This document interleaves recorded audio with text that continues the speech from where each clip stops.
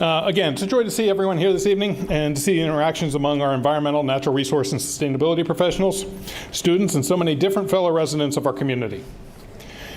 As I said, this is our signature program and follows a full academic year of monthly breakfast programs for the Environmental Professionals Network. This is also the one EPN program per year that's free for everybody to attend. So before I go any further, we have to take a moment to acknowledge our sponsors. I want to give special thanks to our annual sponsors, NG North America, the Ohio State Energy Partners, the Ohio State Sustainability Institute, OSU Facilities Operations and Development, the Ohio Division of Wildlife, the Water Management Association of Ohio, Delco Water Company, Chris Elwood with Edward Jones, and today's signature event sponsor, Bonsk Beauty. We couldn't do this without our sponsors. Our sponsors make these connections possible. They give us the ability to connect with environmental professionals, not just here in this venue, but across Ohio and the world. Please join me in thanking them.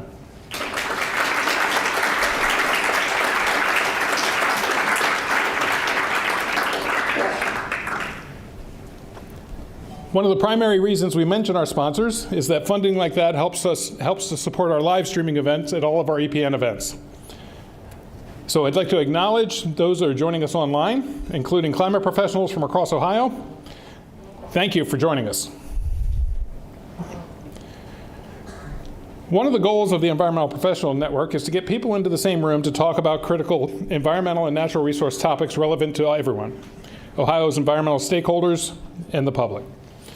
The Central Ohio Climate Action Plan, which you may have heard of referred to as COCAP, was the subject of a workshop we held here earlier today. A group of our 4 senior capstone students designed and led the workshop to bring together local governments, nonprofits, consultants, students, residents, and more to get them talking about how they can collectively implement COCAP. So a big thank you to all who participated in the workshop for contributing to an important discussion about how COCAP can move from planning to implementation. If you didn't get a chance to see them earlier, no worries. You'll soon be hearing from many of those same exhibitors as they tell their climate action stories in just a few short minutes. So congratulations to the capstone team for hosting an excellent workshop. It's not an easy thing to do for a topic as complex as regional climate change action. Can the COCAP capstone group stand up and wave?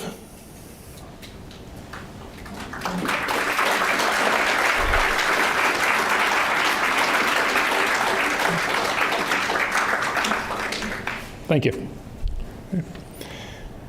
Before we move on, I'd also like to thank 2 other important partners who made the workshop and today's full events possible, the Mid-Ohio Regional Planning Commission and Sustainable Columbus. These are the hardworking folks who developed and are now implementing COCAP, and along the way partnered with us in developing today's program and advising the COCAP capstone team. Let's give a quick round of applause to MORPC and Sustainable Columbus for their efforts.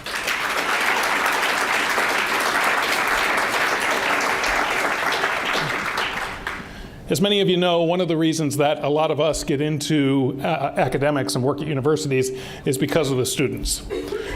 We have 2 jobs here at the university. We try to generate new knowledge and disseminate that knowledge, and it's through those students that we get to do both of those things. So we're especially proud of our SENR capstone students who presented their senior projects earlier today. This year, projects ranged from analyzing the impact of Ohio potentially banning property taxes, to public engagement analysis for our local Audubon, and to a street tree survival survey for the city of Columbus. Altogether, there were 19 student project posters from our spring semester capstone projects, led by an outstanding team of instructors, Esther DeBusk, Daphne Bonner, Greg Heithusen, and Tim Jockey. These projects involve partnerships with entities ranging from local governments to Fortune 500 companies, and each of our capstone project partners spend a tremendous amount of time working with our students. If you presented your capstone project today, please stand up so that we can recognize you, and if you are a capstone partner who supported these students, please also stand so that we can thank you.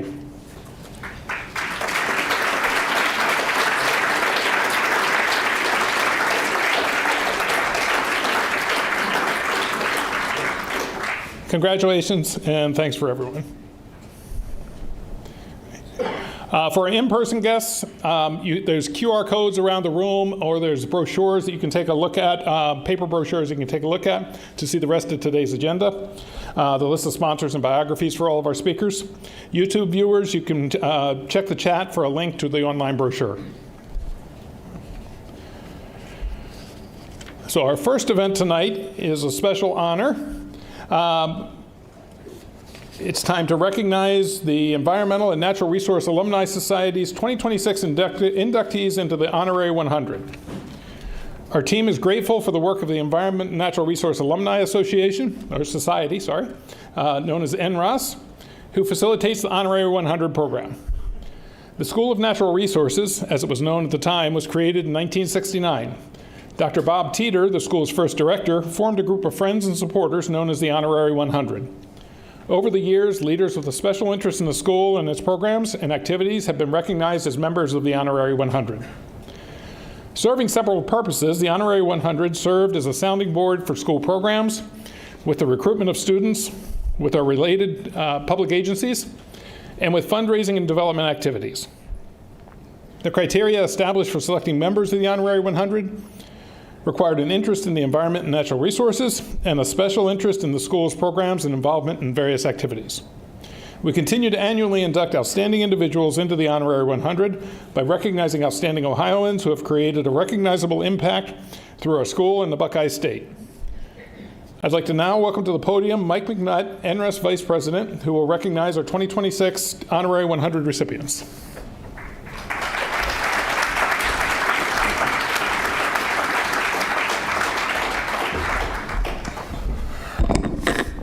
Good evening, everybody. Thank you for that introduction.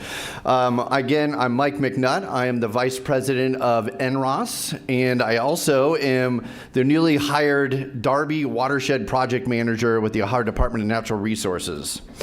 Today, I have the honor of introducing our next inductees into our Honorary 100 program, and I won't take up too much time, but I want to give them their due. They've done an incredible amount of work here for our cause, and I'm excited to be able to share a little bit with you of everything that they have done.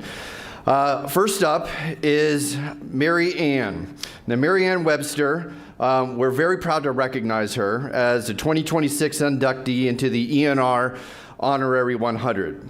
Now, if you don't know Mary Ann, she is from Columbus. And she's a based interpretive planner and visual communications designer whose career spans more than 4 decades and reflects a rare blend of creativity, leadership, and service.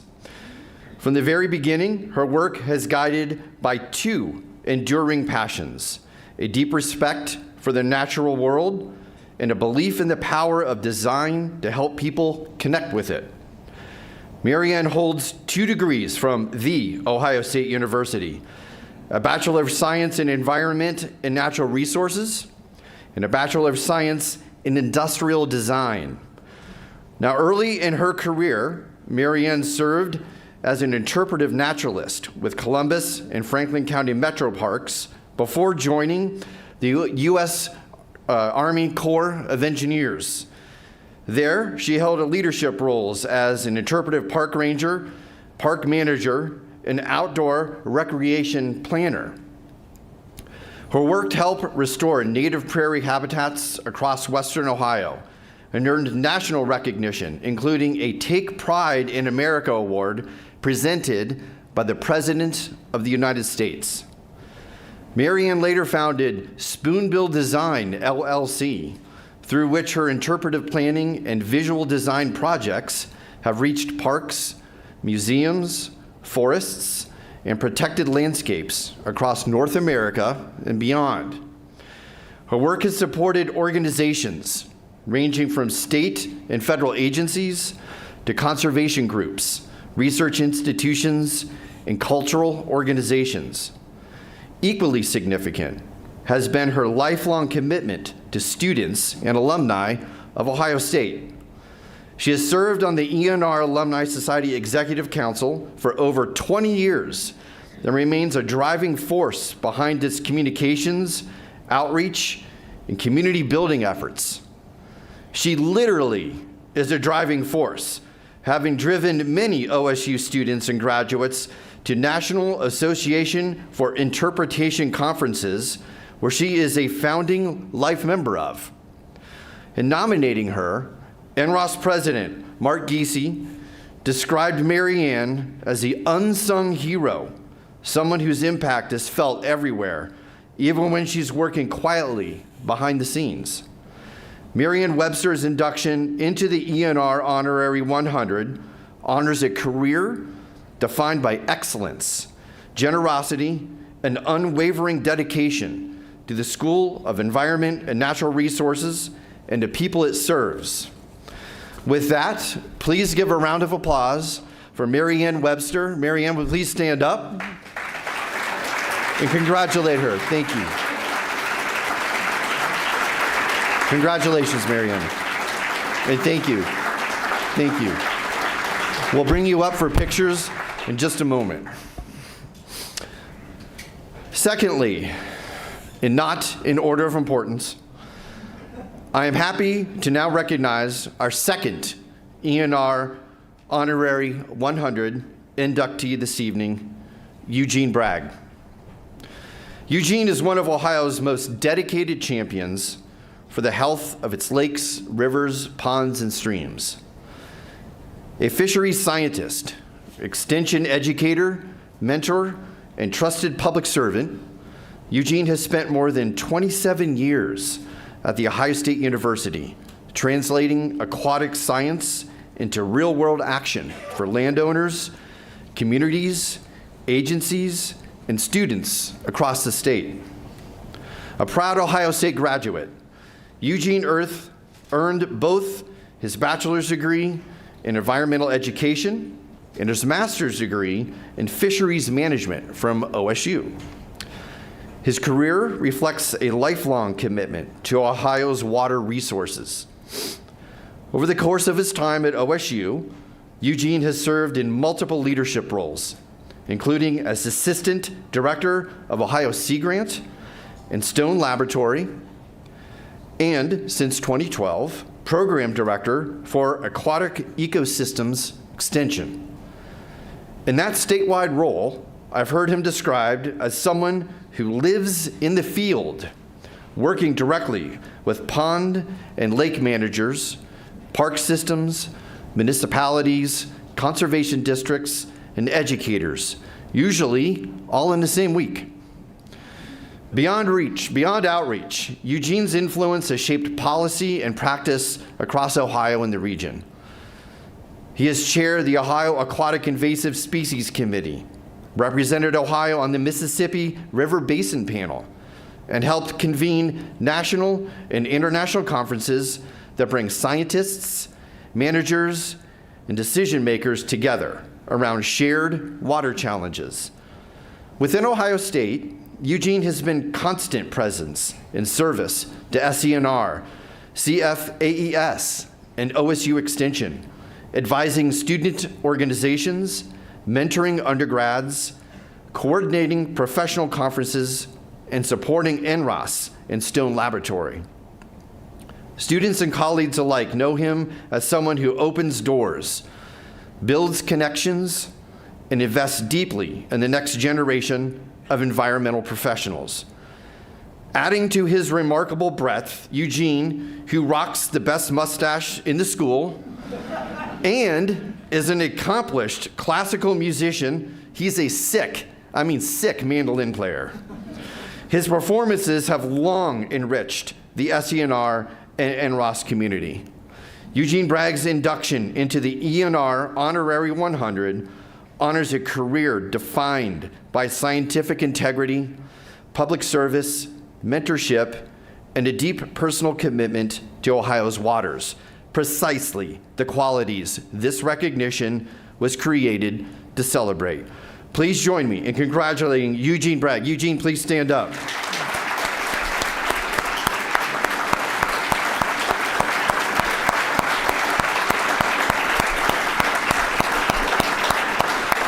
Now, if I may call up both Eugene and Mary Ann and Mark, our president, and Tim come back up to present them with their awards and to take a couple of pics.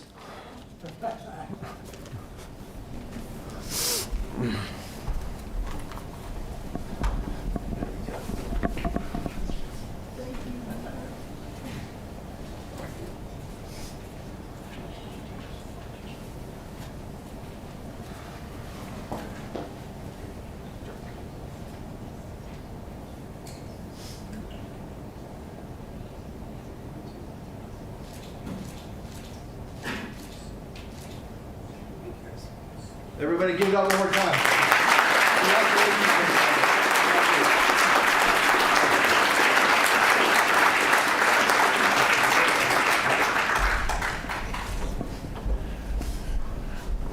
I'm just happy I could make that step. One more round of applause for our inductees into the Honorary 100.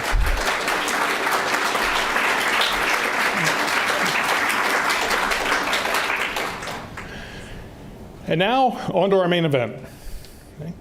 We're going to begin tonight's main event, building local coalitions for climate action, with some amazing speakers we have with us here today. Now, if you've looked at our program, you may see a long list of speakers, and you may be wondering just how long you're going to be here. But we have a surprise for them, and a surprise for you. Okay. We're going to be using what's called a Pecha Kucha format, where you're going to hear our speakers build out their climate action stories in a storytelling format with slideshows of images and photographs that automatically advance every 20 seconds. Okay. Although I imagine that they have a hard time condensing all their amazing work into just 18 photos, they're going to have to do it. Okay.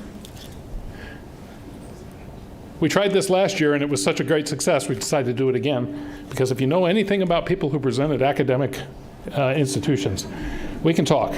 So I'm going to stop talking and bring up our first speaker, Jason Cervenec, who's the education...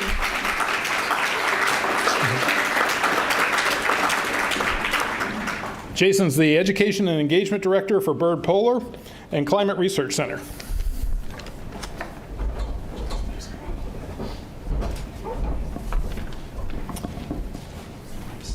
I'll use this one. So once I press this button, the clock starts.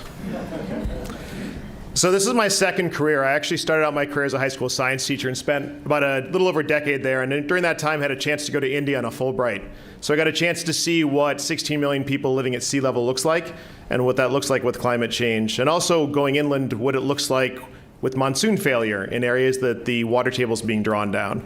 I was fortunate to have had a great science experience growing up and an excellent fourth grade teacher that had animals in the classroom. But really the biggest impact was my grandparents who lived in Northern Ontario.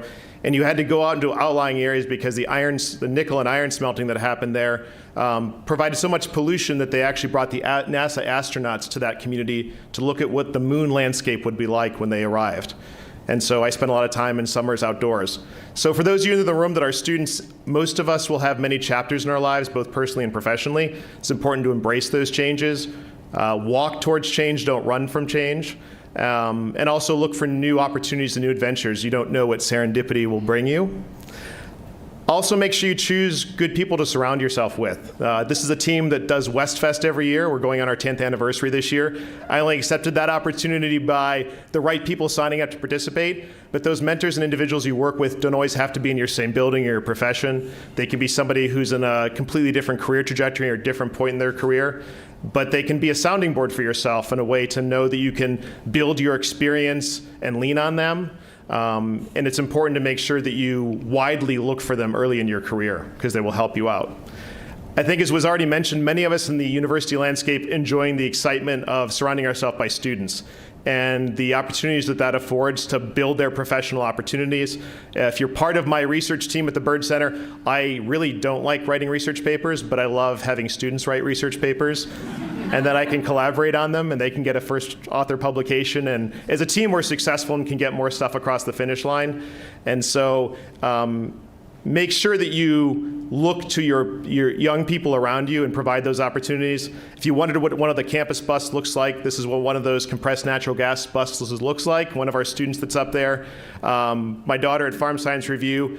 And when I did a wilderness first responder course, training to work outdoors, one of the lessons that was taught by one of the paramedics is often the paramedic community, it's the junior officer that's in charge of the scene. And that's a deliberate effort to make sure that there's a senior person there who can help be there as a safety net. But if we don't afford young people enough opportunities to move into leadership spaces, we don't afford them that opportunity for growth, and they're really not prepared for it. So make sure to step aside when you're given that opportunity. We work with educators extensively at the Byrd Center, and a lot of times it takes years to a decade to figure out collaborations that are fruitful and successful. If you've ever joined a Zoom call with me, there's whiteboards surrounding my office, and a lot of ideas go on those whiteboards, and those ideas might stay on the whiteboard for years and years until they can find a match, a funding stream, a partner, somebody who needs to have something mutually accomplished. And oftentimes there's difficult dialogue and conversation that happen in those. And in the climate space, this is not unusual, it's the norm. Be willing to embrace those difficult conversations, be willing to engage with others, even if it's risky going out there. I was told by a peer once, we have to be present even through those difficult times. Take some risks in your career. This is a community that I worked with, 120 people at a local church that in an area I grew up in. I was asked to come and present, and I was fortunate to have some folks at Ohio State that started working with faith communities very early in my time at Ohio State, and we were doing creation care work in those communities to educate climate change and broaden the tent. And so that was maybe a different space. I had peers who were unaccustomed to it. I had a colleague that said, should you really be working with these communities? Is this something we normally do? But you have to take those risks. It can't be all of your career, but the 10 to 20% that you do take the risks on can be very rewarding. If the pandemic taught us anything, it was that you need to be willing to pivot. Plan A, Plan B, Plan C, Plan D, Plan E, Plan Z. But also, I am a recovering perfectionist. It's important that you not seek perfection in everything. And in universities, we are often really bad at getting stuff across the finish line. So how do we make sure that we think about changing our goals and objectives and adjusting them, changing our budget if we have to early in our projects to make sure that we bring completion to work, and that accept that 85%, a B or B plus is sometimes good enough, and that we want to make sure that we don't seek perfection but fail to get the good done. Picture from early in my career of 6 different research teams at the Byrd Center. We have 16 doing work at the Steam Factory. I know there's probably some Steam Factory members out there doing interdisciplinary and collaborative work in the communities. Right now in the climate change space, we know that climate change is real, the science is overwhelming, that harm will be significant. But it's also important that we work as groups to be hopeful and to deliver the off-the-shelf things that are available today.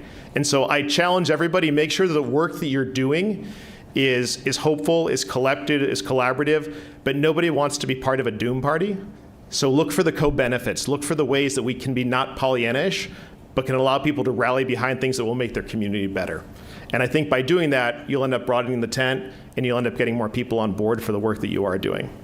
The last thing I want to close on is that priorities are very important in your life. In academia, many people move around a lot. I'm a transplant here from Northern Ohio, but it's important that you think about being in the space that you're in, prioritizing things in your life. That can be your family, your faith community, the wider objectives of your department, but also make sure that you give grace to colleagues in times of need and what their circumstances are in life, so that they really can be an embedded part of the community and be successful. For those of you that were looking for very specific technical advice in your career or ways to engage in your community, the next slide will be for you, because I do want to leave you with that. Each of us takes individual actions in the climate space every day, and that can be in our career, it can be in our faith community, it can be in our school, it can be in our nonprofit, and it happens in a host of ways. But Ayanna Elizabeth Johnson had a wonderful graphic. There's some available at the door when you come in at the Byrd Center table. But the space you should work in is really in the space that overlaps with what provides you with joy, what you're good at, and what work needs to be done. And if you work in that space, you'll be successful. Thank you.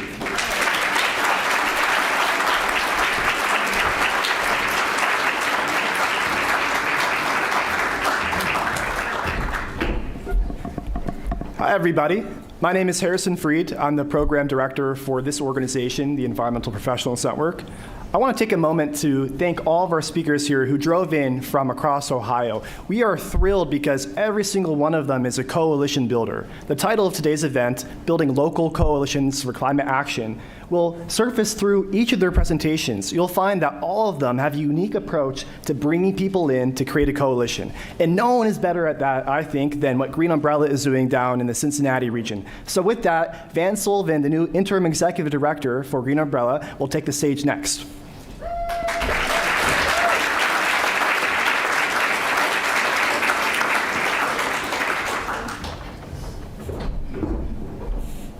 right, it's great to be here. Thank you for covering our entire great state of Ohio. Just gonna, before I hit go, just say this is my first Pecha Kucha. We'll see if I stay on time, but you can look at pretty pictures while we go. So thank you for having me. As Harrison mentioned, I am the Interim Executive Director at Green Umbrella, and we are Greater Cincinnati's Regional Climate Collaborative. I bring over 15 years of experience in order to lead my amazing team, which I am so honored to work with in my hometown across Greater Cincinnati.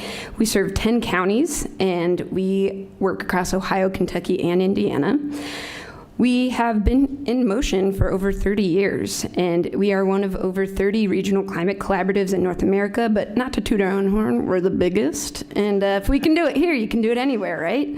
And I am excited to share today how we connect sectors. We are a member-based organization serving regional governments, businesses, nonprofits, universities, and K-12 schools. As the region's trusted convener, we help partners move from ideas to action through our 10 programs and using the collective impact model. Our membership is designed to support cross-sector action in communities of all sizes. We deliver member benefits that help communities take first and next steps by building capacity, sharing learnings and successes, and upskilling through technical assistance and resources like toolkits and more. And now I'd like to share a bit about what we accomplish with our members and communities through the lens of our core impact pillars. And I'll start with the work that got us started nearly 30 years ago, as at first a volunteer-led organization for our first 13 years. Creating and protecting thriving green space, especially in and around underserved communities. We encourage policies and prioritize nature-based solutions to climate impacts. We educate and advocate for green space, emphasizing its communal value and promoting the best conservation green infrastructure practices. In fact, right now in Northern Kentucky, my team is hosting one of our public candidate forums this year for county commissioners. And not only do we engage elected officials across all issue areas, we work directly with community leaders to incorporate climate priorities into existing or new plans of all kinds. You can see an Indiana comprehensive plan process here. Only 3 out of nearly 200 local governments we work with in our region have sustainability plans right now, so we have a lot of work to do. Crucially, another lens, we work to reduce emissions and improve air quality and achieve climate targets. We wouldn't be a climate collaborative if we weren't coordinating drawdown. And we do this in many ways, but I want to highlight 2. First, leading the region's 2030 district, which supports commercial building owners to benchmark energy and water use, and then collaborate with professional partners to implement solutions in those buildings. We also work to innovate transportation and commuting solutions for built environment, and we are the first and only 2030 district in the country to have an occupational health pillar. So we try to stay comprehensive. On the emissions front, we also help lead collaborative compost operations right now with Hamilton County. During our pilot last year, we diverted 185,000 pounds, and this year, we have already diverted 150,000 pounds in just Q1. And we are scaling operations this year through building the region's first aerated static pile effort. Speaking of food, another key pillar of our work is building resilient and equitable food systems. We lead the region's Food Policy Council, which works across the food system to move efforts forward on farms and land use, institutional procurement, food access and education, and infrastructure. With the council and our policy education and advocacy committee, we lead multi-county food projects like the Farm to School effort or the Good Food Purchasing Policy. And we create resources like these toolkits with local to national partners like our counties, Slow Food USA, and Whole Kids. Green Umbrella also operates an urban perennial farm in Cincinnati, which not only serves as the site for our compost operations, but it is also where we propagate perennials and is an educational site for our dozens of orchard stewards that collaborate with our staff to maintain the 45 public orchards we have created over the last 5 years with our members. We also just had a staff workday here, so it's pretty cool to also have a farm. But last but not least, I want to say under our umbrella, we equip community members to design and implement climate projects that reflect their priorities, the most important part. One of the most important steps in doing any type of community work is listening, which maybe sounds easy enough you're all listening to me right now, but truly hearing community priorities and honestly translating them is hard work. Whether it's working with students and educators in Cincinnati Public Schools to install outdoor learning areas at 60 out of 66 campuses, or any other sector, all of our work supports collaborative leadership that drives measurable, equitable action through our convenings. A sampling, we have, since 2023, through our Climate Research Incubator, trained 40 researchers and connected them with more than 80 community partners to shape 5 regional research teams right now, which have self-funded. We also have, since 2021, worked with Groundwork Ohio River Valley to work with 120 frontline residents to create 21 neighborhood resilience plans. We also advocate for policy solutions and move our region forward toward a more resilient future. A key part of this is working with governments. Just in the last year, we were able to mobilize 17 new local governments, support 7 government sustainability plan processes, complete 98 projects, and train nearly 200 leaders. Some of those leaders were our Climate Action Fellows, which our fellowship program, places talented young professionals in local governments across our region for 10 weeks every summer. Just want to shout out Ava Heffernan, who is now with EPN, but she was one of our fellows last year, who helped initiate Hamilton County's first sustainability plan. We want to ensure communities also have tailored access at all times, asynchronously. So we've also been working with partners to create our first ever regional sustainability playbook. We recently released the pollution prevention version, and next year we will release the second phase that focuses on resilience and equity. I want to end with a call to action. Come learn how to leverage this collaborative model. We want to see this across the state of Ohio and get connected with leaders across the Midwest this summer. We're hosting our first ever Climate Week in collaboration with the Climate Week Network, and there will be dozens of events that spotlight local solutions, share expertise that can be translated across the state of Ohio. It'll wrap with our flagship events. We host the Midwest's largest climate conference, the Midwest Regional Sustainability Summit, so come hang out with 600 friends. As well as the second day, we will be hosting the Green and Healthy School Symposium on June 13th, where you can do a deep dive on the collective impact model and connect with leaders from across the country. On time. Oh yeah. Thank you.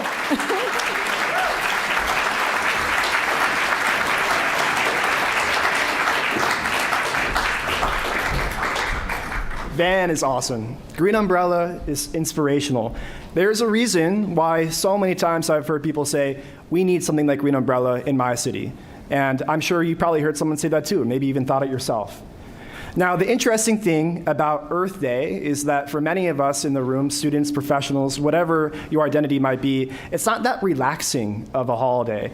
This month is insanely packed. You're probably at multiple events, and we're happy that you're here with us today. It makes me feel better that it's raining. It's not a beautiful day outside. So we got you here with us in the beautiful Plaza Center with our yellowish, greenish blockos above. So, someone who knows how to keep busy during Earth Month is Joe, Flarida, with Power Clean Future Ohio. He's here to talk about the amazing work that he started as executive director of an organization that works with cities all across the state related to climate. So, Joe, come on up.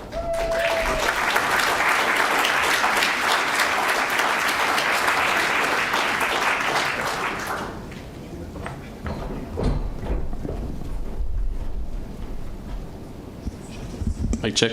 I like to move, so let's dive right in. It's 2014, and I am on the Eastern Shore of Maryland as a young congressional staffer, the press secretary for the House Committee on Science, Space, and Technology, watching my first ever rocket launch. And man, I am excited. It's a robotic resupply mission to the International Space Station. And as it climbs up in the air, 15 seconds into its flight, boom, it explodes. Sheer devastation and this feeling of complete failure in this global effort.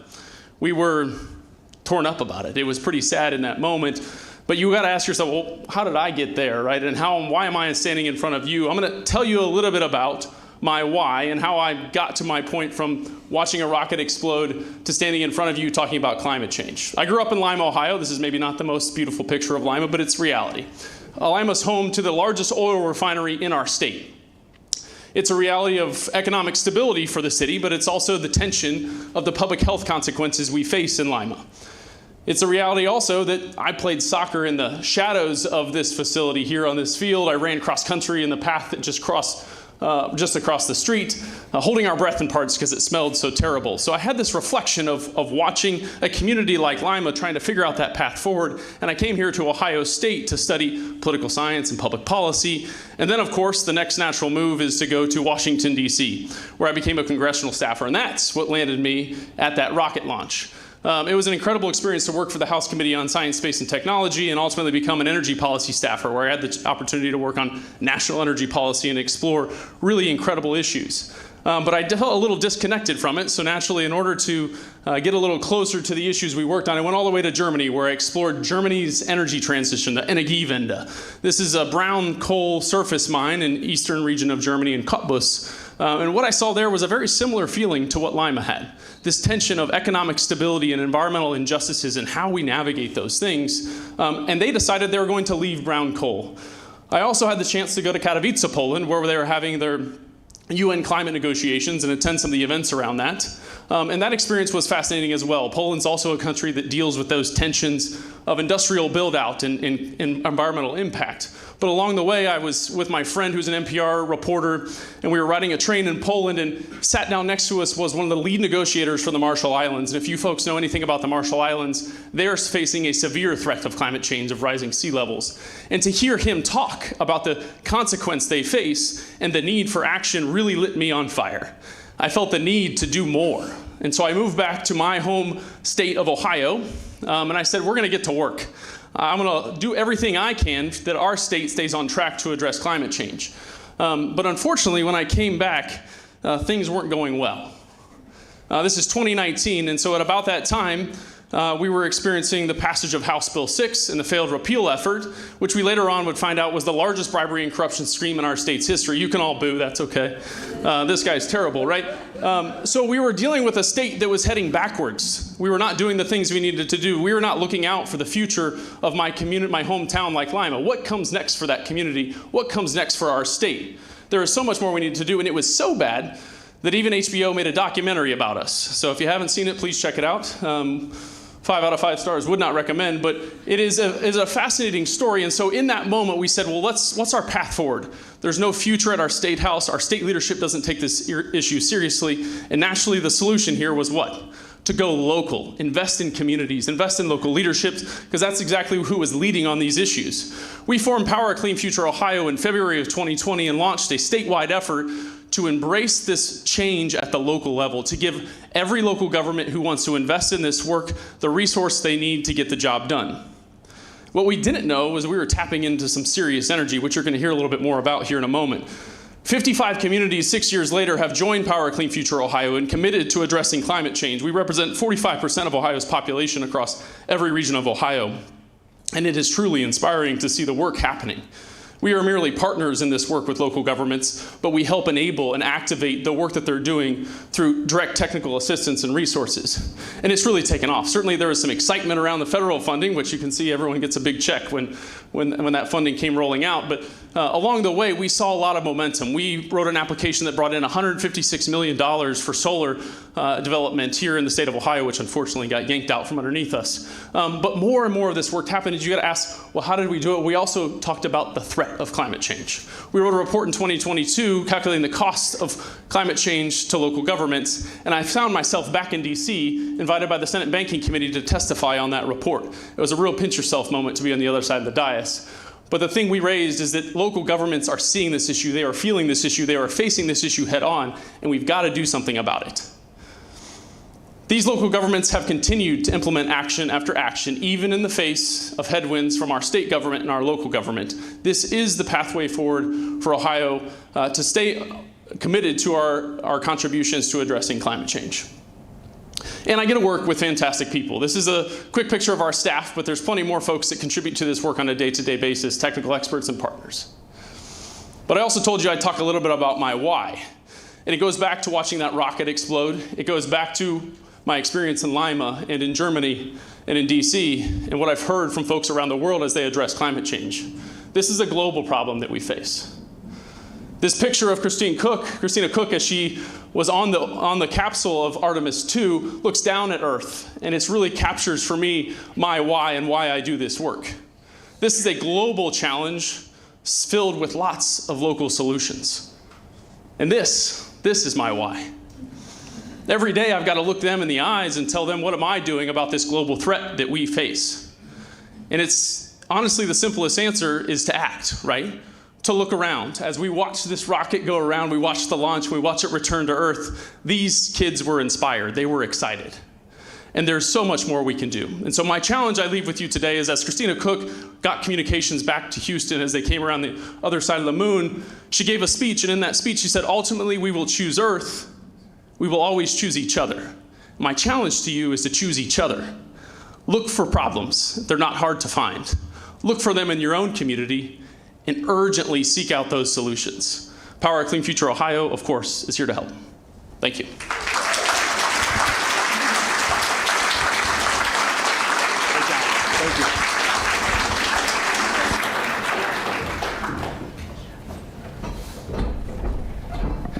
So I think this theme of coalition building is really surfacing through both of those presentations you've just heard from Van and from Joe. Both organizations work so well with local governments in different parts throughout Ohio. That's a lot of representation throughout the entire state, 45%, extremely impressive. Let's give a quick congratulations to PCFO.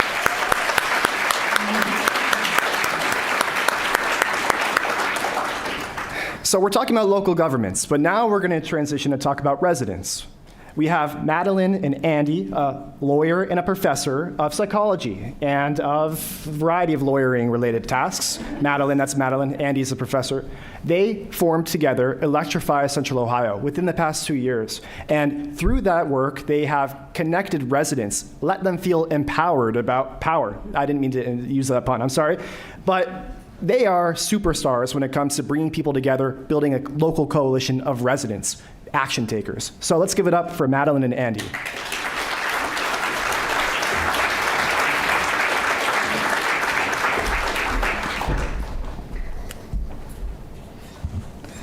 Okay. Joe, couldn't you have been a little less good? Thanks for being an easy act to follow. Yeah. Tell me when. Okay. Just to be clear, this is also our first Pecha Kucha, and there's two of us, and we have not had a chance to practice it together, but we're going to do our best. Setting All right. expectations. Let's hit it. All right. So we are co-directors of a group called Electrify Central Ohio, which is a local climate action group. We are going to tell you what the heck it is we do, why community and coalition is so important, and how you are actually all part of our coalition. I don't know if you knew that. So, why the heck are we doing this? It's a fun way to spend a Wednesday night. I am an energy and environmental attorney, spent over a decade making a living, learning about all this kind of stuff. That was short. And I'm Andy. I'm an Ohio State professor who has dedicated my life to understanding how the human mind works, which is why I'm here. Actually, about 7 years ago, I began officially pursuing my second passion, which is addressing the climate crisis. I have no professional training in environmental sciences, but I love applying my skills in data analysis, coding, and research to this problem. And the next slide, yep. Yeah. So why are we doing this? We're talking about individual action when Harrison said it's about coalitions and group action and systemic change. Why is this worth our while? You know, we could be doing anything. It turns out individual choices matter. In Ohio, we heard a little bit earlier, residential buildings, passenger vehicles, about 30% of our state's greenhouse gas emissions. You choose a new appliance, you choose a new car, you're either locking those in for decades or you're helping reduce them. The good news is there are some choices out there that are better than maybe what you have in your home or driveway today. And we can help you learn about how those can be practicable and affordable. This is not nuclear fusion. This is at the big box store. This is with your local HVAC contractor. The other good news is that in Ohio, our grid electricity is cleaner than fossil fuels. A typical Ohio household can cut their climate footprint in half, switching from fossil fuels to electricity. If it's carbon-free resources, you get that nice green circle. And the bad news is that it's not simple. We know because we've both been through this process. Replacing appliances is never fun, unless you're weird like us. But doing so with new technologies is, as the young kids say these days, no cap hard. So learning these technologies is challenging, and there's a lot of barriers. And we've found that community is the solution to this problem. Imagine you walk into a room and there are 25 people who have all replaced their water heater with a heat pump water heater. They know the contractor to work with. They have recommendations on how to go through this process. You're going to feel confident and you're going to feel empowered. So, to reach those people, we start with education. We do workshops, we do presentations, we do webinars, we do it all so people know they have these choices and that we are here to help them. But some people actually want to go out and do projects, which is great, and we help with that too. We have one-on-one consultations. Andy has great cost calculators. We have a lending library with a thermal camera, an Induction cooktop, and apparently we need to have a Facebook group too. So that's there. All that stuff. And then here's where the coalition really comes in. We have many, many partners. EPN, MORPC, Sustainable Columbus. I'm looking around the room. There's too many to list in 20 seconds. But they help us expand our reach to get to each of you people sitting in the seats that can become part of our community. And then last but not least, for sure, you might call it ripple effect. You might call it social contagion. I like that one.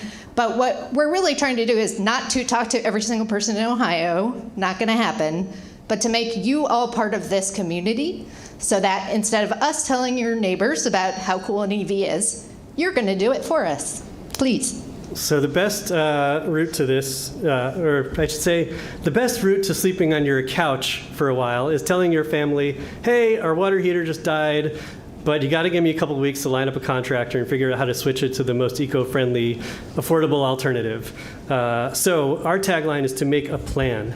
There are many possible projects to focus on, but essentially what we do is we start by doing an inventory of your energy use, assessing for waste that we can address, identifying the projects in the order that makes sense for the individual we're working with, and that last one I just missed, so I'm going to skip ahead.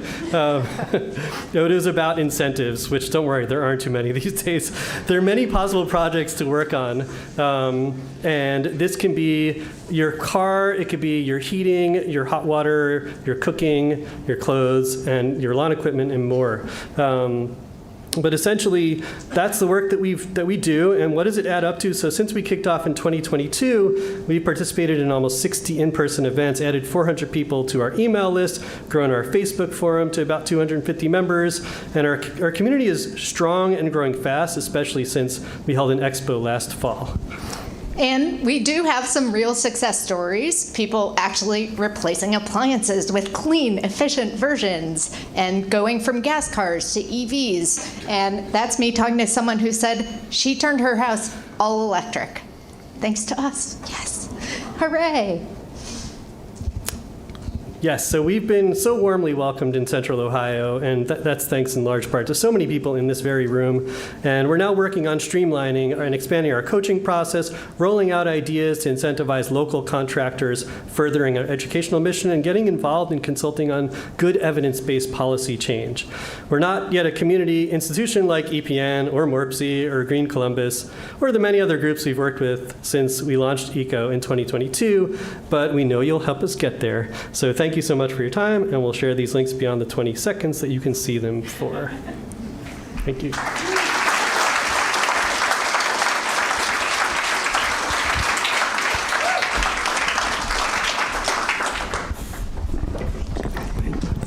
Thank you, Madeline and Andy. Let's give another round of applause.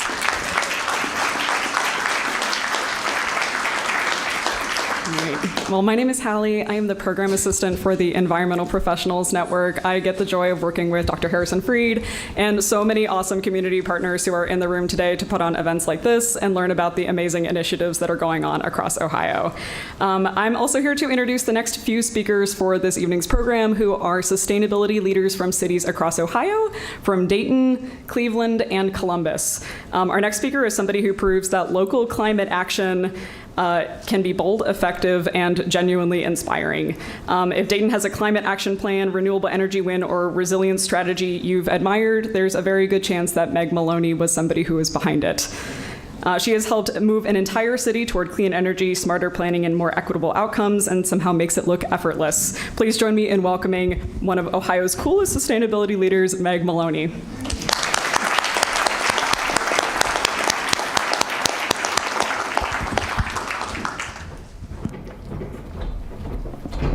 Yay, thank you for having me. Are you guys having fun? I am going to do a quick plug for PK. So if you've never been to a PK before, PK, Pecha Kucha stands for Chit Chat in Japanese. There's over 1,200 chapters throughout the globe, and I just happen to lead our Dayton chapter. So I was going to say, but Columbus has a chapter too. So if you're having fun tonight listening to PKs, you can Google PK Columbus, or if you're from Dayton, PK Dayton, and you can find quarterly events where people host PKs. So that's my pitch about PK and why I love them so much. But tonight I'm going to talk about sustainability, and I'm going to focus in on how we have used coalitions to help build a lot of exciting programs in Dayton, and I'm going to give you a couple examples of some recent programs that we're doing. I'm not going to highlight everything that we're working on. Here we go. All right, so I am the sustainability manager of a lovely team of 6 in Dayton, and we have 2 policies that are guiding our sustainability work. We have a sustainability plan we adopted in 2020, and we have a climate emergency in which we said we were going to be carbon neutral by 2050. But to be carbon neutral by 2050, you really have to hone in on where your emissions are at. And so we did this thing called a greenhouse gas inventory. Thank you, John Paul and PCFO, who are in the room. And we saw that we have emissions in 3 main areas: stationary, which is natural gas, electricity, and mobile, which is transportation. So we started working on projects that would reduce these emissions, including adopting over 50 electric vehicles in our city fleet. We're actually capturing the methane gas that we were flaring at our water reclamation plant and injecting it in our natural gas pipeline, and turning brownfield sites behind our airport and our water treatment plant. We're using solar on those brownfield sites to power those facilities. And while that's helping reduce our emissions in the electricity sector, we still have a long way to go, because a lot of our emissions are concentrated within our residential sector. So the question is, and Electrify Ohio did a great job of how do you reduce emissions in your residential sector for electricity? But we had a very unique opportunity come to us recently called the Gem City Solar Project. So we have a 250-acre solar array located in the northwest corner of Dayton, completely in city limits.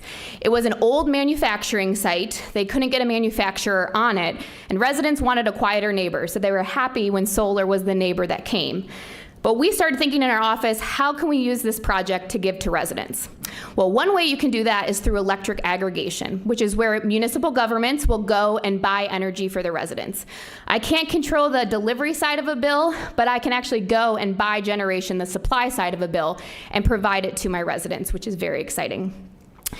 In 2022, we partnered with an amazing coalition called SOPEC, Sustainable Ohio Public Energy Council, and we actually started purchasing 100% renewable energy for our residents. It has saved our residents over $11.6 million, but all the renewable energy that we have been buying are through renewable energy credits, so we don't have local assets yet. And what we're really worried about right now is rising electricity prices. If you pay for your electric bill, you probably have noticed it's gone up quite a lot.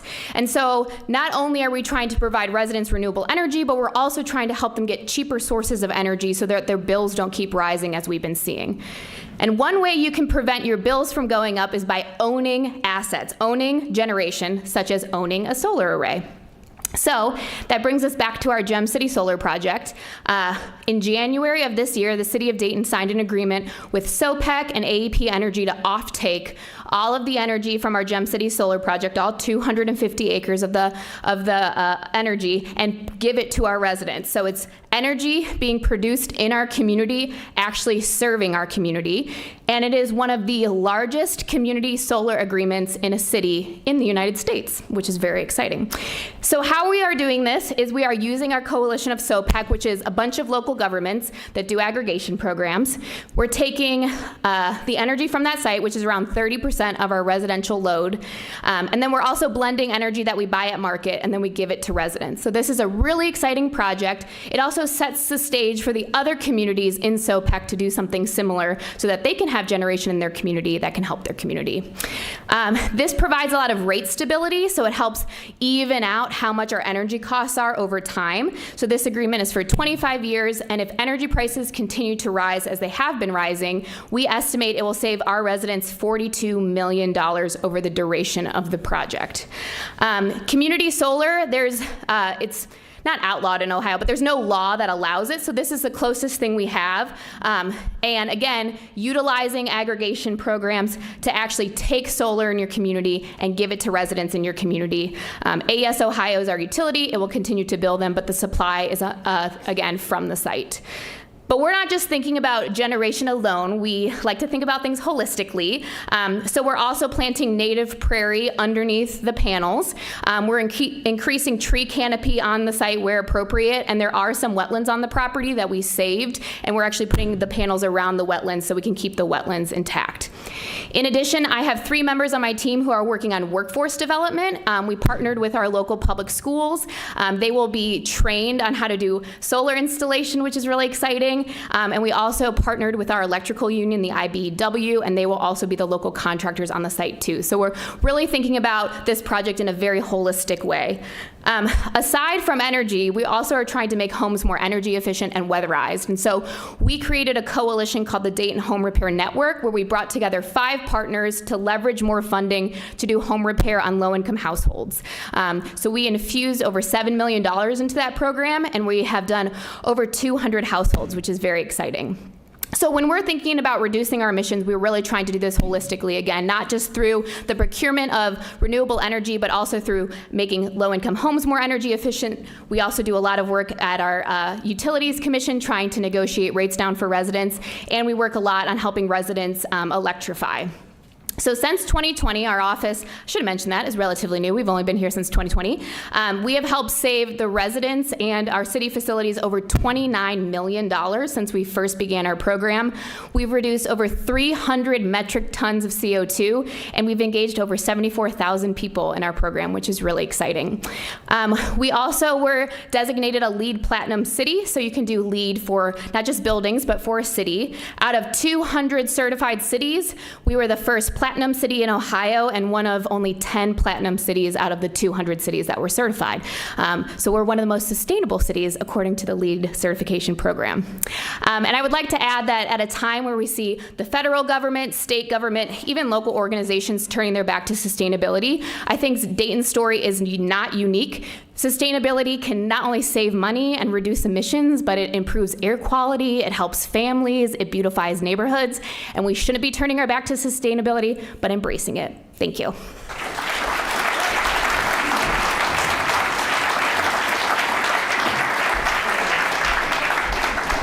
Thank you, Meg, and wild to think that your department has only been around for about 5 years. That made me feel amazed. So obviously that took a lot of planning, coordination, and collaboration to make that happen. To show us what that looks like in a different city, we are heading to Cleveland, Ohio. Our next speaker brings more than a decade of experience inside government, helping advance energy management, green buildings, and sustainable transportation. Please welcome to the stage Anand Natarajan from City of Cleveland, Mayor's Office of Sustainability.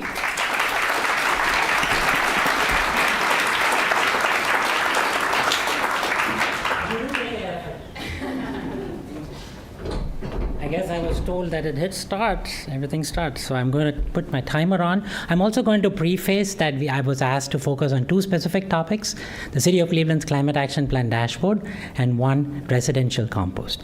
Just want to set the stage for that. All right.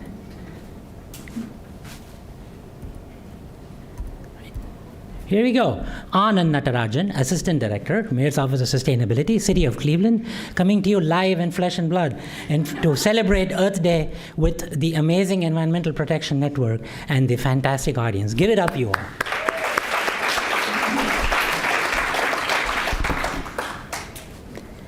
City of Cleveland, birthplace of the Clean Water Act, birthplace of Superman, home of the Rock and Roll Hall of Fame, home of Cleveland Guardians, home of the Cleveland Cavaliers, on the shore of Lake Erie, a Cuyahoga River that divides the city into the east side and the west side, old and new coming together. So much going on. And yes, we are also now a proud host of the Midwest Climate Collaborative. April 1 was a closing plenary that we conducted. So we did kick off the Earth Month with our Midwest Climate Collaborative. As the climate co-chair, I was allowed to keep my reusable badge with my wonderful staff for this photo op, by the way.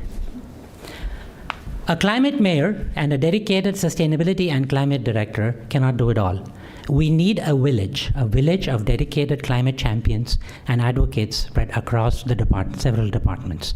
This photo, by the way, was taken just last week for our monthly Climate Action Plan working group. So big thank you to the whole group in the village. What are we doing? Climate Action Plan update. Any plan that is not updated goes to waste. Any actions that are not implemented just goes by the wayside. Any action that is not measured is not managed. Hence, I give to you our 2025 Cleveland Climate Action Plan update.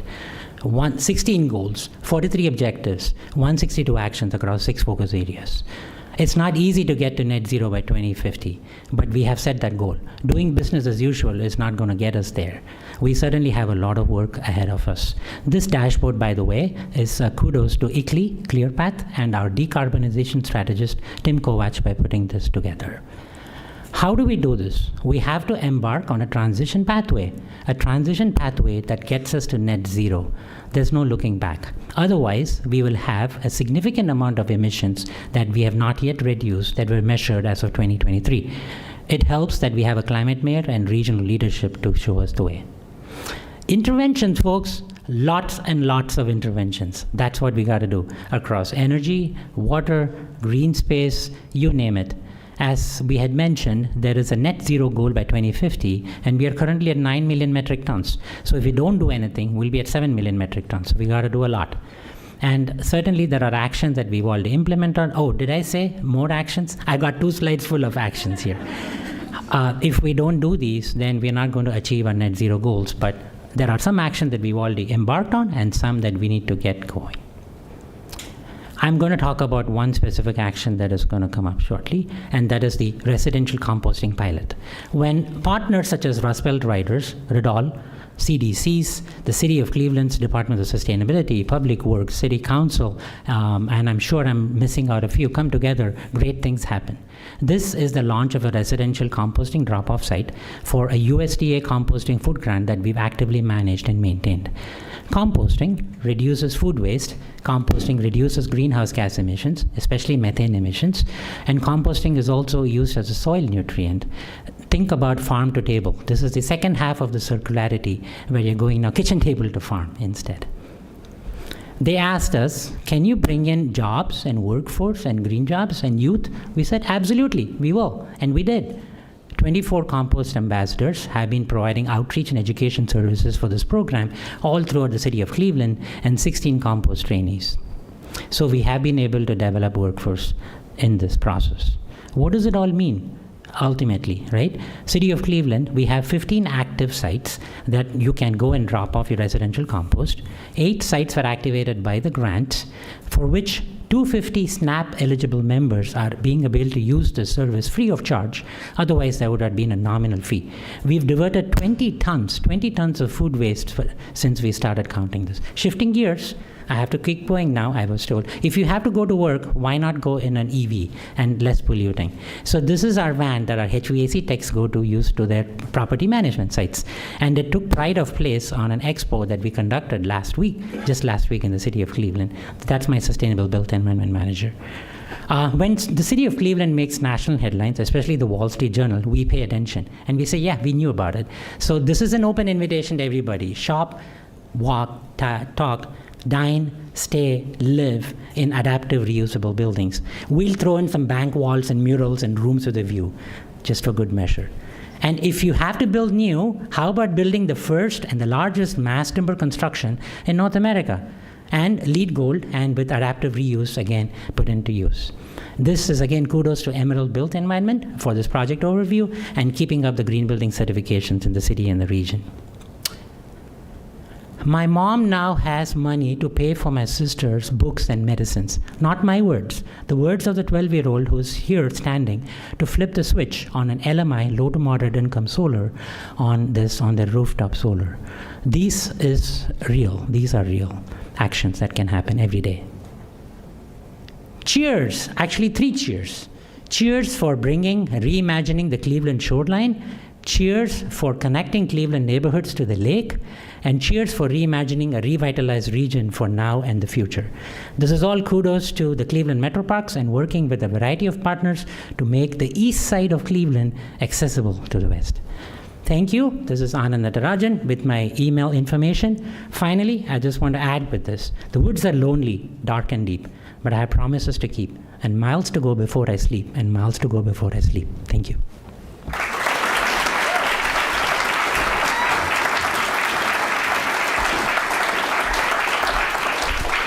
Thank you, Anand. And what a good reminder of the importance of tracking these actions and updating our plans and collaborating. It really, truly does take a village to make this work happen. So thank you. All right, now to complete our tour of climate action across Ohio's 3 Cs and a D, let's welcome Roberto Burga. He had a shorter trip up 315 joining us from Columbus, Ohio. He is a rising star in municipal climate action, had a major footprint on the Central Ohio Climate Action Plan, and also coordinates the Columbus Youth Climate Action Fund, which he has taken to new heights. Let's welcome Roberto Burga to the stage.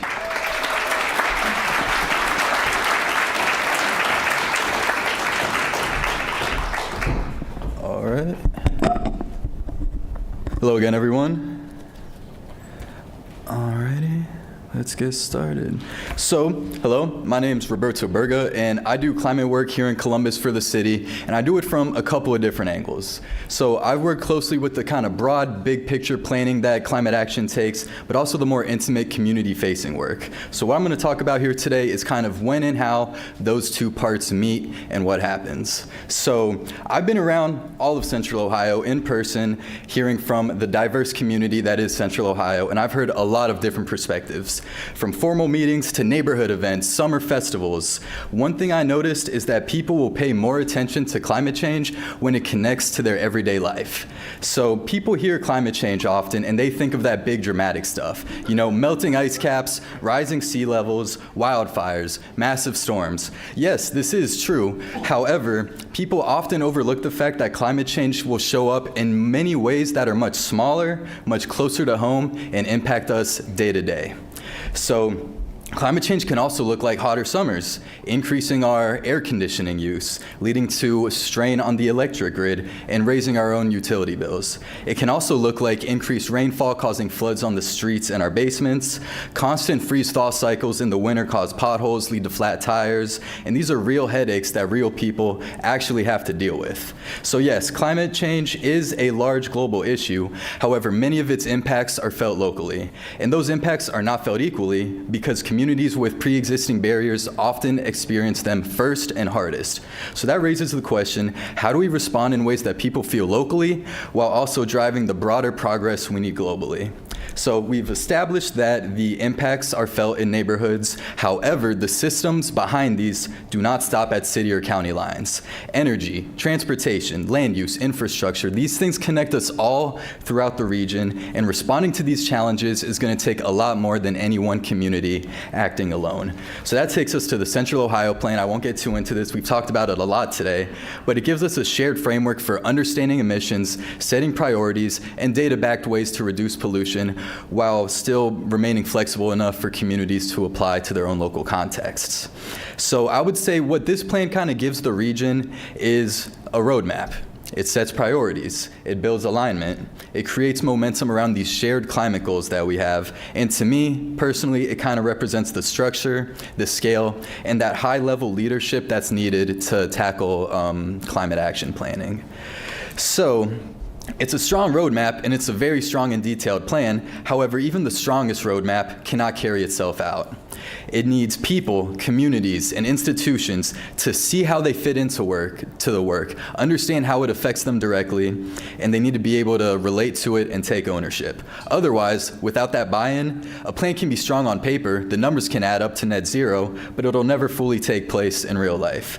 So when people see their role in this work, like I mentioned, leadership will increase beyond its usual places. It's not just government staff, it's not just technical experts or formal decision makers. It starts to live in communities with the residents and local organizations that know what's going on there and can relate to that work. So, if we want people to be involved in these climate solutions to push them forward, they need an accessible way to step in. Not just something that they read about online and get stressed out about, but an actual chance to participate directly. And I think a great example of this is the Youth Climate Action Fund. The Youth Climate Action Fund is a microgrant program we've done for 2 years in Columbus. We're going to be doing our 3rd year here shortly. And we give microgrants to local students to be able to implement their own climate projects in Columbus. It's a great opportunity, and the point of it, as you can imagine, is not just to teach about climate change. It's to give people a real chance to get their hands on it and to do something about it in their own communities. Young people are often referred to as the future of climate action. However, I would argue that they're currently part of this work and a critical part as well. They know about their communities, they care about what happens in them, and they bring ideas that deserve to be taken seriously. And when given support, that leadership they have will turn into real projects on the ground. One project is restoring a small wetland at the Audubon while involving students in hands-on environmental learning. Another is turning a vacant lot into a community green space. Another is connecting senior residents with local produce. These projects are not just impacting emissions, they're benefiting people's lives.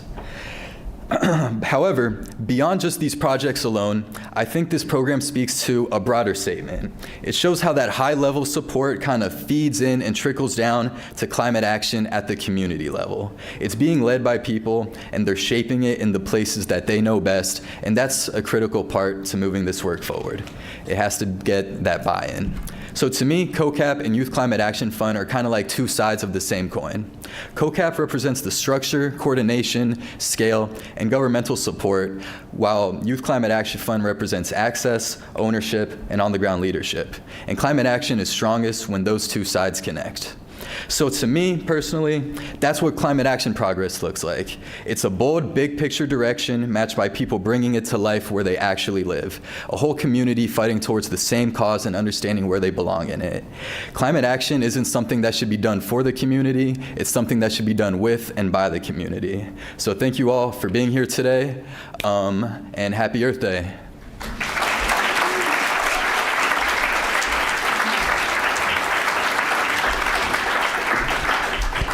Thank you, Roberto, and so cool to hear about how these plans and these initiatives are engaging our youth and really engaging the next generation of leaders. Speaking of which, last but not least, we are so excited to be joined by two students today who are going to speak about an initiative that they have started throughout their college career that has taken new heights. Today, we are excited to be joined by Treg, Sibert, and Nithya Duddella from the Container Gardens at OSU. They're going to illustrate a variety of important and creative opportunities that fall under that green umbrella of climate action. They were also a recipient of the YCAF fund that Roberto just talked about. So please join me in welcoming our last speakers, Treg and Nithya, to the stage.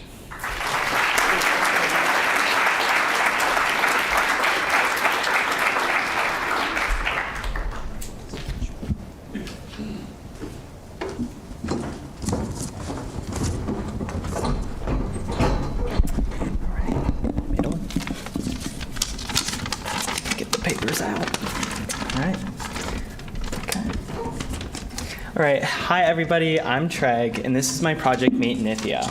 This is a story about how a small, overlooked patch of grass on our campus turned into something far bigger than either of us ever expected, a climate action-oriented community hub. There was this neglected space on campus we walked past all the time, the kind of place where you'd spot a single crumpled cup of coffee and think, yeah, that tracks. At the same time, we were learning about climate change and food insecurity, issues affecting us directly. It made us ask, How can we bring education and action to our own backyard? Climate action can feel distant and abstract, but it can start in small ways, in the everyday lessons we learn and the relationships we build. Growing up, both Nithya and I had family gardening experiences that shaped our connection to food systems. Those personal roots became the foundation for everything we'd go on to build together. So we'd walk outside on campus, look at that sad grass and think, okay, how can we use our past experiences to channel the passions and knowledge of our community members towards impact? We could find a way to bridge the learning environment from a traditional classroom to hands-on interactions and a test bed for sustainability. And to say that was our first idea would be a complete lie. We didn't know what we were doing at first, how to build something lasting, how to maintain it, or how to get the right people on board. But not knowing was a great starting point. We asked questions, toured community spaces, and learned lessons from the leaders that ran those spaces. We saw the impact community gardens had on their neighborhoods, the way they built shared ownership and made food and knowledge accessible. That's when the idea of container gardens came in, something affordable, easy to access with low barriers to learning, a space designed to cultivate community building and shared knowledge across a large campus. So we wrote a proposal for a small seed grant through the Sustainability Institute. We relied on diverse voices from across our community to shape the vision of our project. And we got the grant, which is when the work shifted from ideas on paper to real ideas on the ground. Getting something off the ground wasn't so straightforward. We learned to send follow-ups, put time on calendars without asking for permission first, and hold our own in rooms where we were the youngest by 20 years. We took up space, earned half approvals that we treated as full ones, and 2 springs ago, the pilot garden was fully built. And as plans started growing, so did our community. We held cooking classes, harvest days, and volunteer events where people collaborated on shared ideas and grew together, learning everything by doing it. That first year, we had direct interactions with over 150 of our community members and produced nearly 50 pounds of fresh produce. Fast forward 2 years, our work isn't just about plants anymore. It's about connecting people to climate advocacy at the local scale, enabling them to tap into community-wide resource networks and find their path as leaders in the space. It's about people gathering, talking, and choosing to stay a little longer than they had planned. And people asked where their food came from, learned what tomato plants looked like, and discovered how they could grow things in places they had never imagined. Like us, they found how shared experiences, both past and present, shaped the ways that they use their voice in the climate movement and within their own communities here on campus and at home. Through this work, we realized no matter how local the effort, it feeds into a greater system. To discount small steps is to discount the climate movement itself. Work gets done at every level with equal respect and access to resources. Our project connects directly to larger frameworks like Ohio State sustainability priorities and the Columbus Climate Action Plan. And more young people like us are leading the way. Programs like the Columbus Youth Climate Action Fund support ideas that start small, just like ours. Participating connected us with young changemakers, bringing unique perspectives to the table, and showed us how our work plays a critical role in local climate action. With YCAF's support, we brought student groups and campus organizations into programming that exposed our community to the food access network around them. We held a speaker series on food issues, a resource fair connecting students with community partners, and created 150 meal kits that we made from food grown or collected on campus. And support from the Sustainability Institute connects our project to something larger, linking us to faculty and staff networks that inform how we engage our community and innovate how the garden operates. As part of the new Living Labs program, we're one of a portfolio of student projects that use campus as a sustainability testbed. This past summer, we scaled beyond Columbus to advocate alongside other young changemakers at the local Conference of Youth. Our experiences helped inform demands for national and international climate policy. We found that our background in community-centered work helped ground big goals into practical roadmaps for communities.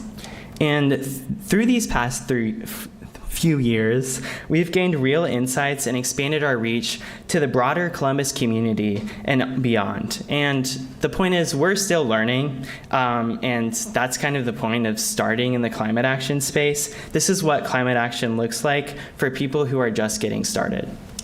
The key, like Treg said, is getting started, trusting the process, and most importantly, believing in yourself and the valuable perspectives that you bring to the table.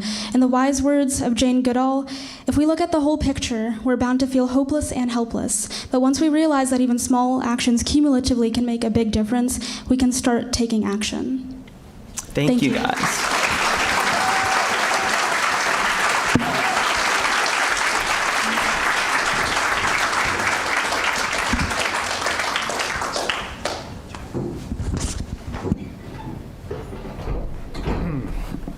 Treg has his final exam for my class tomorrow morning.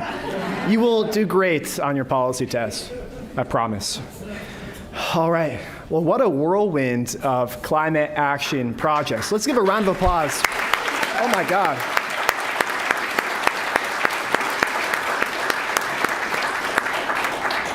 I'm at a loss for words. I have a script, but I might not stick to it. We have certificates, as is EPN tradition, to thank all of our speakers. So before you leave, we have them up here and we'll hand them over to you in a moment. We'll also take a picture as a group of speakers at the end of the event. So thank you. Thank you again. That was a tour of residential, municipal, nonprofit-based. There's so many schools being involved, a variety of people who can be part of this climate action movement. So thank you all for furthering this coalition of action takers throughout the entire state of Ohio. You are all very, very inspirational. So one more round of applause. One more.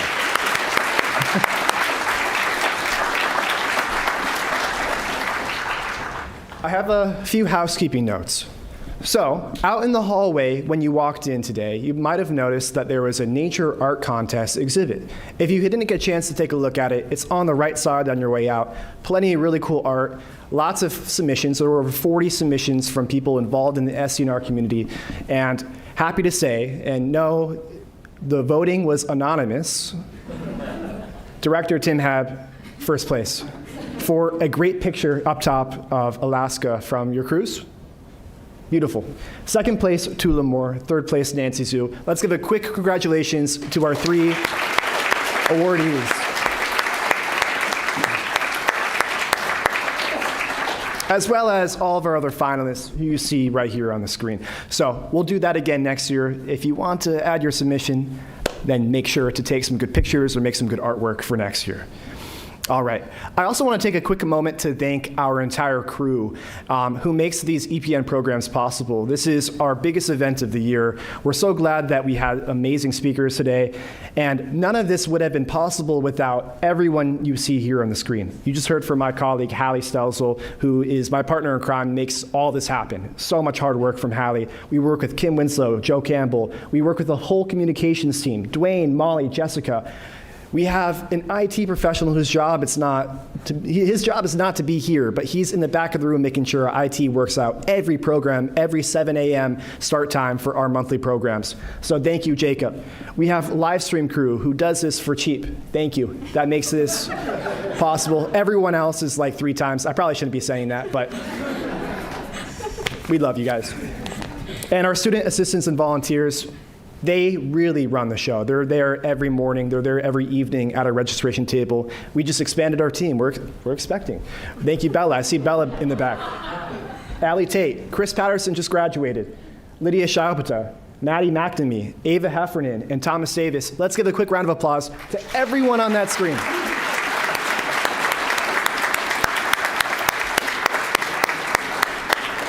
Okay, up next, 2 programs this summer.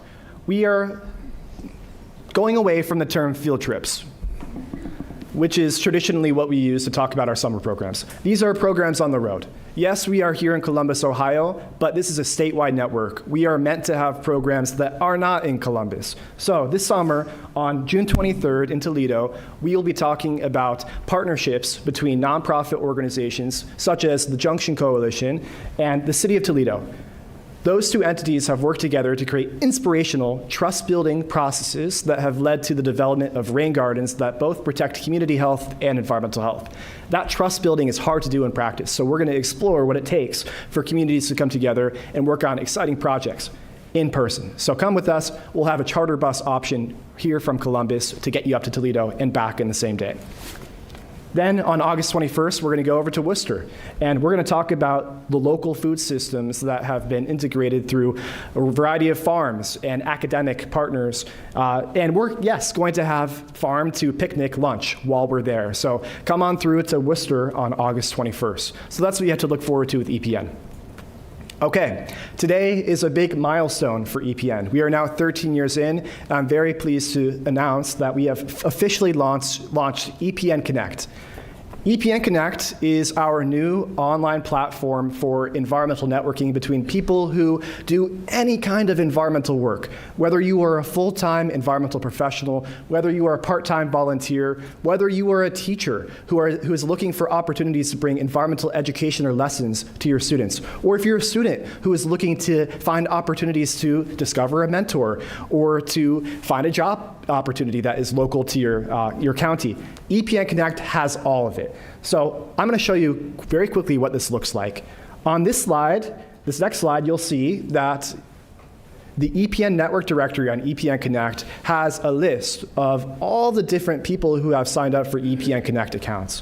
So on this note card, which is at the front registration table, and please pick one up on your way out so you can create an account. When you follow those directions and make a profile, you'll be discoverable on this network directory.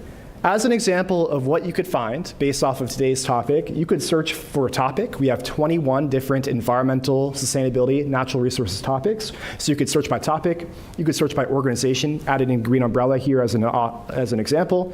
You could search by county, where people live or where they work. You could search by a certain type of user, whether they're an environmental professional, a volunteer, student, teacher, so on. You can also search by social tag. So when you go in and make your profile, I encourage you to add the tag 2026 EPN Earth Day attendee. And what that does is you can figure out who else was here talking about climate action with the intention of building coalitions so that the momentum doesn't die after the program's over. So I encourage you to go in and add that tag. And then lastly, you can search for environmental career ambassadors, which are people who have volunteered to working with students. So if you're an educator or if you have a friend that's a teacher and they're looking for more chances to focus on the environmental studies within their classroom, tell them to go to EPN Connect and search for environmental career ambassadors. Okay, so I encourage you to join the network, and I'm excited to tell you that in the past 10 days, since EPN Connect has been launched, today is really the main launch day on Earth Day. In the past 10 days, we've had over 175 new people who've created accounts, and they represent collectively 36 of Ohio's 88 counties. That means that people live in 36 of those counties that have signed up so far in 10 days. They represent 88 organizations, including government agencies, nonprofits, universities, and many school districts, 21 environmental and sustainability topics, already 30 Ohio-based colleges and universities, so you can discover people who went to those different schools, and 99 environmental career ambassadors. We're almost at 100, so who wants to be that 100th person? Go in and sign up for your account very soon. So, I implore you, join the network, be part of our online environmental community of Ohio's environmental people. Okay? And thank you for coming. Hopefully the rain died. And we'll see you this summer.